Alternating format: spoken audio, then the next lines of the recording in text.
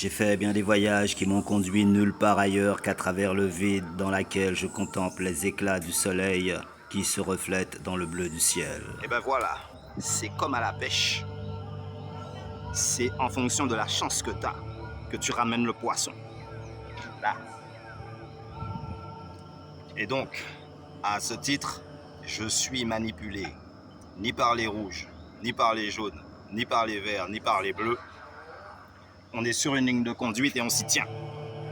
Maintenant, tous ceux qui pensent qu'on a pris la grosse tête pour un plus, eh bien non. Alors là, comme d'hab, je vais remercier tous les internautes dans l'intégralité, en particulier évidemment ceux qui suivent Atlantic West, TV Number One, et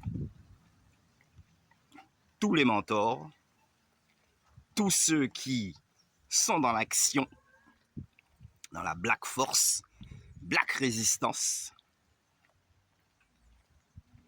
en avant toutes, vers d'autres horizons. On ne peut pas passer notre vie à lutter contre vents et marées sans jamais arriver sur un horizon calme et paisible, ou sans jamais toucher terre. Parce que la façon que c'est parti, ça ressemble à une dérive sur l'océan, jusqu'au bout de l'infini, mais sans jamais toucher aucun port. Il serait peut-être temps de mettre pied à terre. Autant qu'on ait pu avoir le pied marin. Voilà. Donc là, aujourd'hui, comme il fait beau et qu'il y a pas mal de vent, eh ben, j'ai décidé de vous emmener à la playa. À la plage, on the beach. Let's go. Et on va se trouver comme échoué au large des côtes.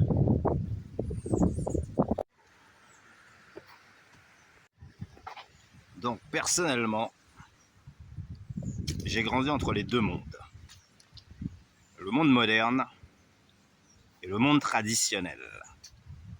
C'est-à-dire que j'allais à l'école comme tout le monde, je suis un enfant, mais j'avais aussi une connexion avec les coutumes, les traditions par rapport aux grands-parents qui, eux, un, grand-père était cultivateur, éleveur, agriculteur, et deux, grand-mère qui vendait sur le marché les marchandises du jardin.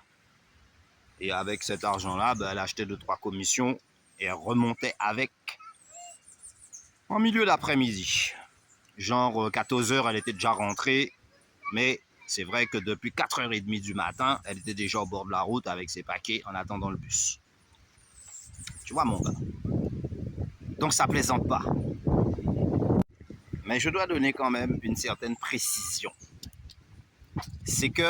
Et c'est à cette époque que les coutumes et les traditions se sont estompées pour laisser place à un mode de vie plus moderne. S'il y a longtemps la vie était plus dure, mais peut-être était-elle bien meilleure. Lorsque j'allais en vacances, en week-end, chez les grands-parents, il faut savoir que dans la petite campagne, là où on habitait, il n'y avait ni eau, ni électricité.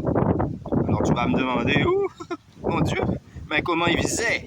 Alors, ils avaient tous une citerne sous la maison, plus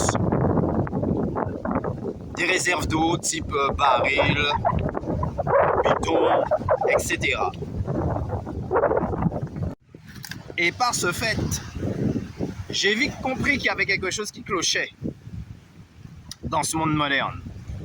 C'est l'envie qu'ont les gens de tout posséder, d'avoir plus que les autres, parce que c'est leur seule façon de se valoriser. C'est de montrer, t'as vu moi. Pas de problème. On n'est pas contre les gens qui réussissent bien ou qui affichent leur réussite.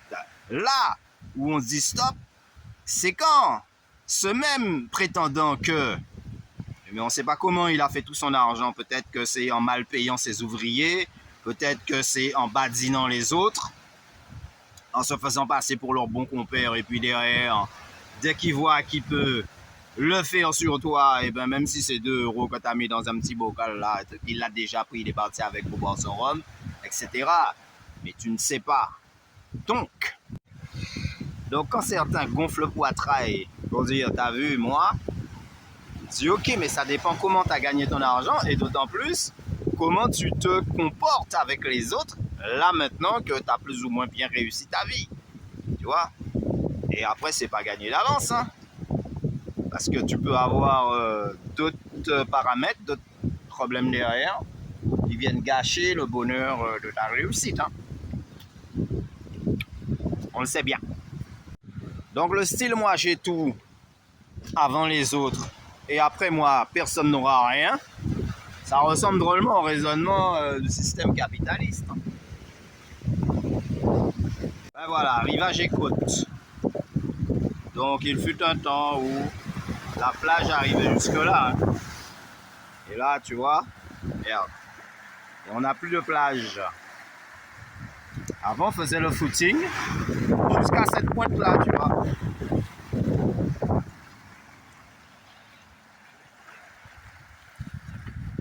Notre bijou de famille royale. Ok, et ben pourquoi la Guadeloupe, malheureusement, a été assimilée à un paradis par rapport à une certaine propagande. Mais, attention. Et donc, on a un problème de rivage et côte. C'est les eaux. Pour un paradis, c'est déjà mal parti. On a un problème de tremblement de terre inopportun. On a un problème de cyclone, raz-de-marée, inondation.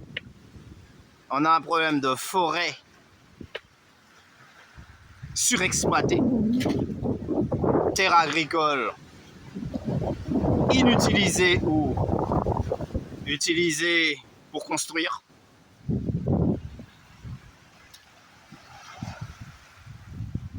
Donc c'est pas le paradis. Quand on a un pays touristique, il faut aussi mettre en avant certains problèmes et pas juste parler de délinquance, n'allez pas dans ce quartier-là, là c'est un petit peu chaud. C'est pas que ça. Il faut expliquer aux gens que quand ils viennent, ils repèrent des coins, ils se disent tiens, au bord de la plage c'est chouette, je vais me construire une villa. Il achète un terrain, normalement c'est interdit, mais il arrive à en avoir un, et construit près de la plage. Mais tsunami, inondation, montée des eaux. Il veut construire sur la tête d'un plateau, en haute montagne, puisqu'il a été sur les Mamelles, la haute montagne là-bas. Hein. Ok.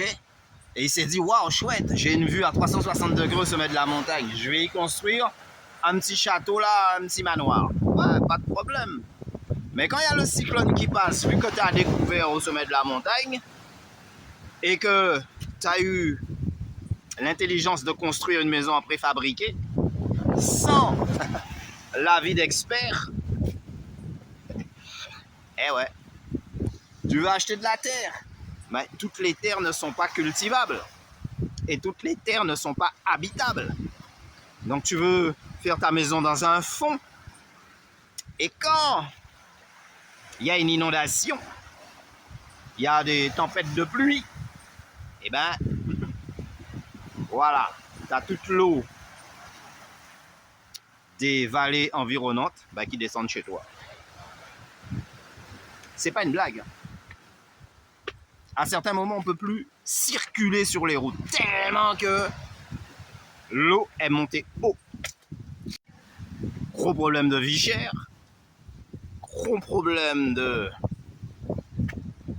comportement qu'il faut avoir avec le peuple, parce que tout le monde ne voit pas bah, le tourisme d'un bon oeil. Il y en a même qui disent que ça rapporte rien ou c'est une combine avec l'État et que ça profite qu'à un petit groupe, ce qui n'est pas totalement faux. Donc, il faut ménager les susceptibilités avec ce pays. C'est pas un paradis. C'est nos anciens qu'on trimé comme des bœufs et nos ancêtres, n'en parlons pas, pour essayer de donner une bonne figure à la Guadeloupe, une bonne image. Que nous, derrière, les descendants, on n'est pas à souffrir autant qu'eux pour boire, manger ou avoir un petit peu de sous en poche. Acheter une belle voiture, avoir une maison correcte. En France, ça n'existe plus depuis longtemps. Hein. Donc, nous, on ne veut pas être à la traîne. C'est pas compliqué. Ok. Ouais, ben en résumé, je te dirais que le paradis n'existe qu'au ciel. Et que si tu veux le gagner, eh ben, va falloir t'appliquer sur la planète Terre à faire les choses bien, correctes, à avoir du mérite, que demain tu puisses être tranquille et ne pas passer ton temps à regretter et à dire « Ah, si je savais, si j'avais su ». Le bon vieux temps n'est pas si loin. Il suffit juste de continuer sur le bon chemin. Nos ancêtres ont scellé les pierres des premières citadelles là où la connaissance suprême est restée une énigme. Une énigme.